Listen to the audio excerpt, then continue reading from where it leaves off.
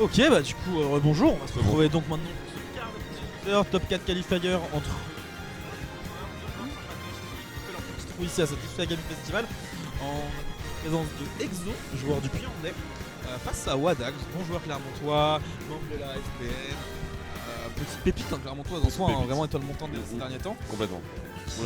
On l'avait déjà vu avec Zap puisqu'on l'avait vu sur la Gros Battle. Il n'avait pas forcément brillé, mais on avait envie un peu de mettre la lumière sur lui parce qu'on savait qu'il allait percer. Et pourtant, on l'a absolument. Ça a été prouvé puisque le voilà ici en quart de finale loser. Non, annonce tout court. Et donc voilà, Wadax qui a fait ses preuves depuis ce temps-là et qui se retrouve ici en prétendant pour le top 4 contre Exo qui n'est pas en reste ici parce que voilà, on a un petit pété du puits qui est quand même pas mauvais, il faut le dire. En effet, sachant qu'il y a des bonnes choses à faire, c'est un match-up, franchement c'est un match-up qui peut regarder, mais vraiment sur deux personnes qui peuvent être très explosives. PT qui est vraiment un perso qui peut être très très versatile. On a vraiment beaucoup de choses, on a du camping. On a du camping dans le kit, on a de l'agression, on a du lourd, on a du léger, on a du midweight, on a de la raid, on a du rushdown, on a vraiment tout dans le perso. Il y a de tout. Et, ça va être énormément d'ICG de making, du playstyle, vraiment très playmaker comme personnage. En face on a Terry qui a des personnes qui vont être entre guillemets peut-être plus automatiques dans le jeu. Là c'est des combos, des moves très précis que tu vas chercher pour des combos très précis. Mais tu sais à peu près ce qui va t'arriver. Notamment dès qu'il arrive au 100% avec la mécanique du go qui lui donne accès à des multi-moves de PZ. Des combos qui tuent à des pourcents en essence. C'est ça en fait, c'est que t'as moins de surprises, mais à chaque fois tu fais quand même la tête parce que tu sais que ça va te tuer à 30. Ouais, t'as beau être à l'est, t'es là, t'as une stock entière d'avance, enfin t'as genre 100% d'avance. Alors en général c'est que le bug en face il a son go et donc tu vas prendre un F-kill corner à 15 et t'es mort. Bonne journée, au revoir. Bon. En attendant la personne qui part directement sur la Pokémon Stadium 2, map je dirais canoniquement relativement neutre, que les joueurs ont de la map c'est simplement de la c'est neutre, t'inquiète, et après te prends, évidemment, classique. Là aussi on a Exo qui commence avec ce carapuce, on va profiter un petit peu de la vitesse, de la mobilité du perso et de sa bonne frame data pour accabler un petit peu Terry qui n'a pas forcément les solutions. Là on voit que voilà, on a trouvé un petit grab, rien de plus, on a du mal à rentrer sur ce bizarre maintenant parce que on a eu un switch de prix et maintenant il va falloir passer à travers ce CD qui va être très difficile pour Terry. Le projectile qui bat en plus le sien, il a quand même trouvé un grab et heureusement c'était un air, on vient de trouver quelques petits pourcents, on a frôlé la mort du côté d'Exo ici, ça a pu on a vu la casse un petit peu côté voilà, on a 108% ici, ça peut devenir vraiment critique. On peut juste très rapidement un side B, un back air qui monte dans cette saut relativement simplement en soi. Mais pour l'instant on doit quand même réussir à arriver ici sur les modes de côté. Super bizarre qui t'envoie des mises relief, mais au final on switch ici sur la culture, on a un bon heavy, un fait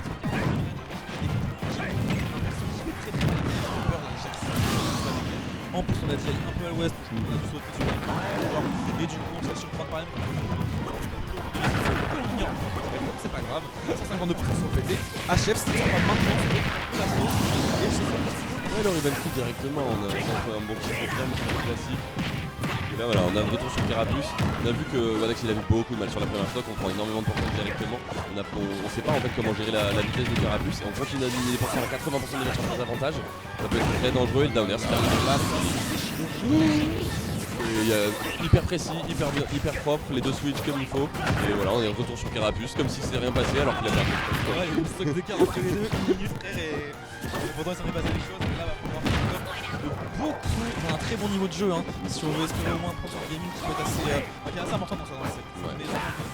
Mais de vraiment d'avoir ce petit support de nous dire j'ai au moins fait stock d'avance, mais si on l'a pas c'est un peu compliqué, néanmoins on a quand même quelques ressources côté Wadax, on a un bon damage output, dès qu'on trouve une win de neutral, en général on peut gratter énormément et là le grab ici peut être assez intéressant. On est offstage, on va essayer de trouver ce petit side B, je connais pas le nom, je suis désolé à tous les fans je connais pas le nom du jeu non plus. C'est Berninacol et c'est Fatal Fury. Et oui, malheureusement Fatal Fury là il est en train de se faire allumer, le side B qui a été pris de la tech chase, on n'a pas réussi à tech. Oh attention, c'est là heureusement on a la touche, pas de soucis.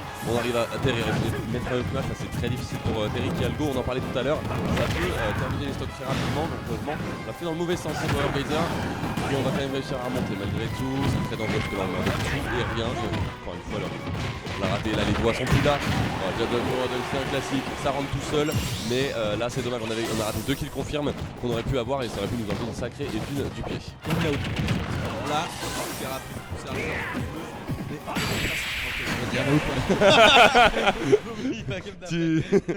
donc la game d'après.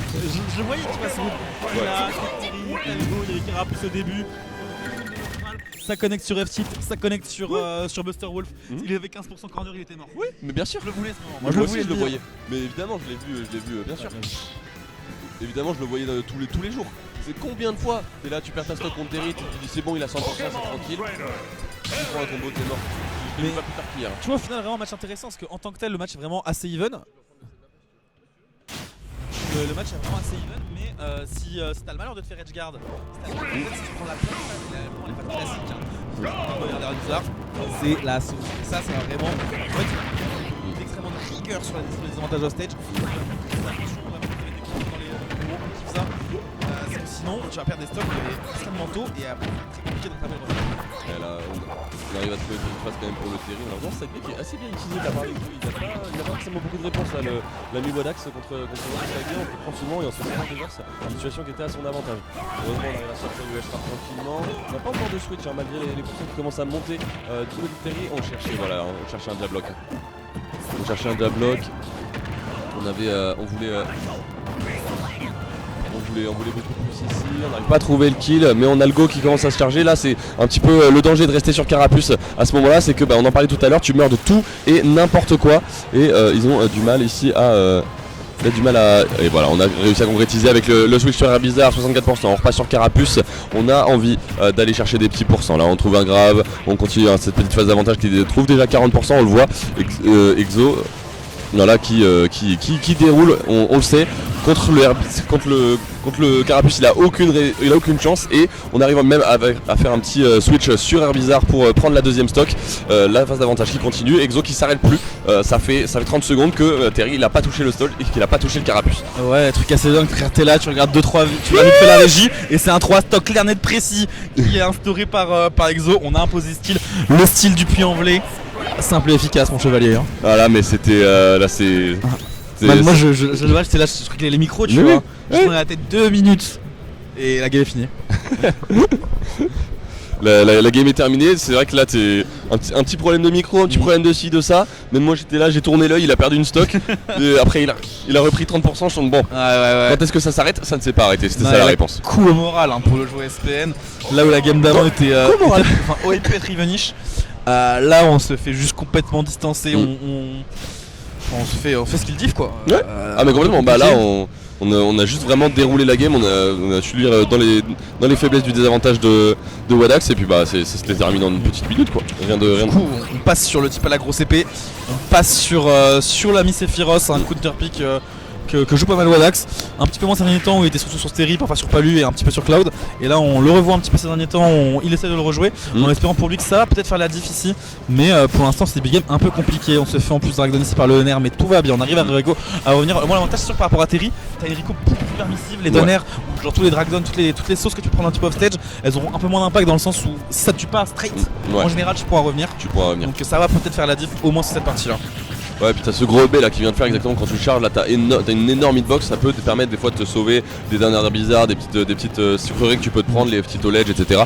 Là par contre ça va venir tuer, pas encore heureusement, mais on s'est un petit peu foutu de sa gueule avec le gros side B, on peut le dire, on s'est moqué. Oui, on a souri évidemment. Le jump side B évidemment qui était beaucoup trop ambitieux, et là on a beaucoup de mal à le toucher ce Sephiroth. On abuse de la range du perso, on abuse des coups qui sont très très lointains comme ça. Le upper est très bon en falling, on trouve quand même un petit up smash, et là attention parce qu'à 95% avec Sephiroth on peut mourir de tout et n'importe quoi. On avait fait, on s'est joué un petit peu avec sa range et malheureusement on se fait Notamment avoir. Dommage qu'on avait très bien space, au final on avait même Wi-Fi grave derrière et on perd un peu contre soi-même ici, mais on va trouver ce revenge kill à base de backer. On a seulement 9% de retard, c'est le moment d'essayer d'égaliser, c'est le moment de ne pas se faire 3-0 mon bon Wadax, c'est le moment de prouver que clairement on a dans le ventre, qu'on va pas se laisser faire par ces campagnards du puits-en-velay, je t'en supplie mon ami Wadax, va chercher au moins cette game 3. Oh, mais une petite game grand qui peut évidemment bien se passer. Là on est retour sur Carapuce, on sent que voilà, là il a peut-être un peu plus de facilité à gérer la chose puisqu'il a une plus longue épée, il a plus voilà, la rapidité de Carapuce le gêne moins au sens où il a des outils pour, et de toute façon il le joue beaucoup moins, j'ai l'impression, l'ami Exo, puisque bah quand t'as une si petite range face à Sephiroth, tu fais un peu la gueule évidemment. En effet, hein, et là tu le dis, on le voit en fait, beaucoup de hit and run au final, hein, genre dès qu'on arrive vraiment corps à corps côté Wadax, on va choisir un dashback, on va choisir un jump out pour ensuite profiter de la range que nous aborde le perso. Ici on a un petit peu le corner et le F-smash qui a failli nous faire la moustache côté Bizarre, mais tout va bien, on s'en sort un assez bon compte, on vient de trouver ce backer, très bon combo avec le B sur la plateforme, et là maintenant il faut réussir à passer, on va une nouvelle fois se faire avoir par ce B plusieurs fois en utilisant vraiment une option défensive et pour forcer un petit peu le désavantage, et pour l'instant ça marche assez bien. Par contre si on arrive à choper le numéro de ça, si on arrive à trouver des bons punishes pour s'en occuper, il va falloir faire gaffe, que ça peut être assez critique, surtout qu'on approche petit à petit de la fin de game, donc ce genre d'option il va falloir commencer à les jouer avec parcimonie. Ici on va jouer un ledge trap, attention ça peut être un cas d'école et on se fait avoir malheureusement. Ici on doit plutôt chercher la patience, on doit plutôt chercher le ledge drop pardon, et voilà on a fait une get up attack Complètement directement dans la base. Cas d'école, mais malheureusement il n'avait pas appris sa leçon, il a pris le B neutral, ça fait très mal, ça perd la stock un peu plus tôt qu'on aurait dû, et on essaye de capitaliser un petit peu dessus. Et là côté Wadax on envoie un gros B, c'est énorme box qui permet de venir shark en dessous du stage, c'est très pratique pour ce genre de situation. Et là on a récupéré tout le center stage, on est très content, on arrive à gratter petit à petit, on essaie de pas se faire avoir, mais la backthrow qui aura raison de l'ami Wadax, on a essayé de trop jouer au corps à corps là où on aurait pu partir encore une fois, on n'avait aucun intérêt à jouer cette situation au corps à corps et on perd la stock dessus, c'est pas grave, on a encore la possibilité ici de revenir, le contre un petit peu audacieux qui va pas être puni heureusement, on récupère complètement le center stage, ça met très bien, et là c'est peut-être la dernière stock de Wadax qui se fait grave en plus, B en punish, est-ce qu'on va pouvoir trouver quelque chose là-dessus? Ok, on passe tranquillement le ledge trap, et là maintenant ça peut être assez compliqué, on va jouer des phases corner et ces genres de choses qui font peur. En plus quand on a le clipper d'un air bizarre, évidemment c'est pas très agréable. Ici la petite Jain qui permettra au moins d'éviter ce B, on va prendre ce donner ici sur la plateforme et ça commence à devenir un petit peu critique. Plusieurs fois on se prend ses moves, on sent qu'il y a des choses qui peuvent arriver, mais pour l'instant il n'y a rien qui connecte côté Exo, et God bless pour le joueur clairement toi. On arrive ici à prendre un petit interjet, on joue un projectile et ça peut être un moment assez critique. Le ledge trap qui est juste keep avec ce Fouelian qui vient chadra Shark sous le stage. Encore une fois on essaie de trouver des choses ici, le petit interchange qui nous fait plaisir pour Wadax, on arrive à bien jouer avec notre range, potentiellement un moment juste de fin de game, le up smash. Complètement. Il était bien exécuté, hein. On a vu qu'il commençait à bourrer des hitbox, des Xbox, ben on a arrêté. On a simplement dash shield up smash, terminé. Non, les 3-0 sécos au final. Très sécos. Je vous le dis, le joueur clermontois qui s'en veut, on le sent. Ouais. Il n'y a pas du bonheur dans ses yeux. Non, il n'y a pas de bonheur. On a quand même fait une performance bien plus honorable avec le Terry, mine de rien. En effet, avec le Terry, ouais. Le Sephiroth qui aura permis d'aller loin, qui aura permis d'avoir le Believe, qui aura permis d'y croire. En attendant, c'est Exo donc qui avance en top 4. Loser side, en loser quarter, pardon. Il ira affronter l'ami Kingzo, joueur de la PLK. Je crois pas qu'il soit affronté aujourd'hui. Non,